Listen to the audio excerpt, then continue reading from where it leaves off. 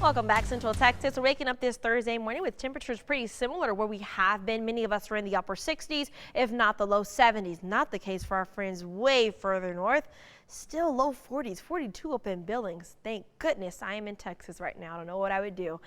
We are going to see that chance for a couple more showers. Isolated thunderstorm threat is going to approach the region as we get into this evening. Timing wise, that's what the question mark is on. Since we're still in mesoscale convective system season, it means that once again, these showers are really going to be influenced and stemmed by the fact that they're coming off of that stalling boundary, which has been lingering for quite some time. So that's the reason why timing not too refined, but I do think overall we are looking at it a little bit more into the evening hours, because that's also when we see those afternoon daytime heating. That's when we get a little bit more instability from the atmosphere, and that's going to be essentially our best chance of seeing a bit more of those showers. But they are looking isolated, and none of this will be severe either. That's another thing to note. So it's not going to be a repeat of Tuesday, but it's going to be a little bit more intense than yesterday. So that's going to be the difference in the forecaster for you. By the time we get to Friday, things look pretty quiet up until the evening hours where we could see another shower or two. This is another model that we have, our graph model, our in-house model, and it's showing really the reason why these storms are going to be fueled,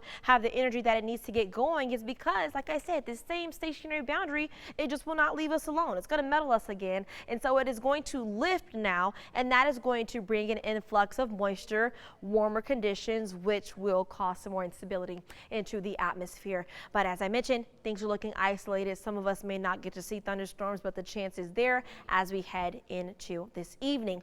Overall, models are starting to back off a tad bit more from this weekend as we head into Memorial Day weekend. Not completely removing rain off the table, but that thunderstorm threat that we were previously watching for Saturday, Sunday, Monday, it is starting to go down. The rain chances are still there, but it's looking a little bit more widely scattered. Isolated showers than widely scattered to scattered thunderstorm activity. So that makes a big all the difference, especially as we're talking about graduations, Memorial Day events, hopping on the grill, things of that sort. As I mentioned, rain is going to bleed into the weekend too. Sunday, Monday, rain, it is still there, but as I mentioned, it's looking a little bit less intense. We'll have a couple rounds of isolated showers, about 30 to 40% going to be likely.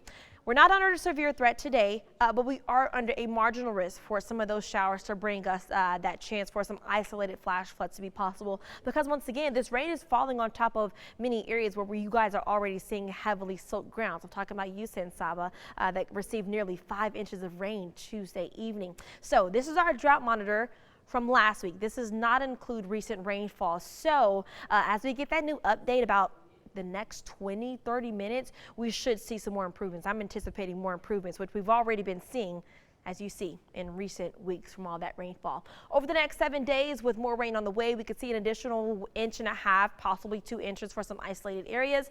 So we're not quite done with the rain. Temperature wise, we're going to be pretty consistent because, as I mentioned, this is kind of all being influenced by instability in the atmosphere with this stationary boundary, as well as some upper level energy. So that's going to keep those temperatures near about the mid to low 80s. Rain every single day. But good news is, like I said, it's backing off a bit more. So if you have Monday off, we're looking at isolated showers about 30%. I think our next best chance of seeing widely scattered showers and storms is going to come as we get into late tonight, and then also that chance as we get into late Friday night, heading into potentially Saturday. We'll keep a close eye on that forecast either way, but make sure you have our 6 News app so you have that live radar access 24/7.